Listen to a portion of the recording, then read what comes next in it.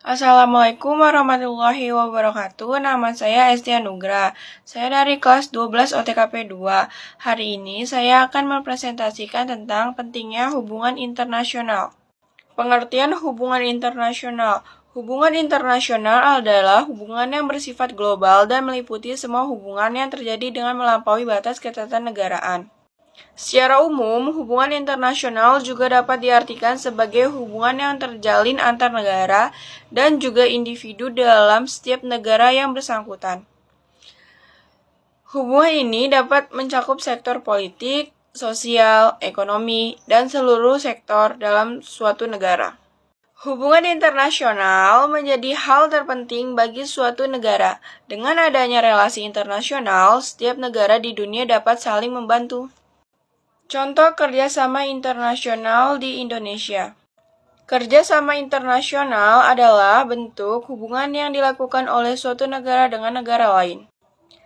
Kerjasama internasional bertujuan untuk memenuhi kebutuhan rakyat dan untuk kepentingan negara-negara di dunia. Organisasi internasional aktif di lebih dari satu negara. Organisasi internasional tidak memerintah suatu negara sebagaimana negara memerintah warga negara. Organisasi internasional membuat aturan-aturan yang membatasi tindakan atau aktivitas yang dapat dilakukan suatu pemerintah negara. Bentuk kerjasama internasional. 1. Kerjasama bilateral. Kerjasama bilateral adalah kerjasama antara dua negara, biasanya dalam bentuk hubungan diplomatik, perdagangan, pendidikan, dan kebudayaan. Kedua, kerjasama regional. Kerjasama regional adalah kerjasama oleh beberapa negara dalam satu kawasan.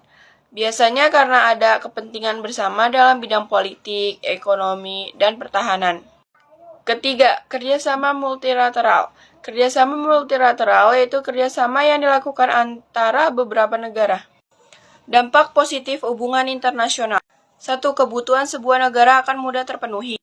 Kedua, sistem keamanan negara akan lebih kuat. Ketiga, terjalinnya kerjasama dan dapat membangun persahabatan dengan bangsa lain. Keempat, PBB akan memperhatikan suatu negara yang terkena masalah atau musibah maupun krisis.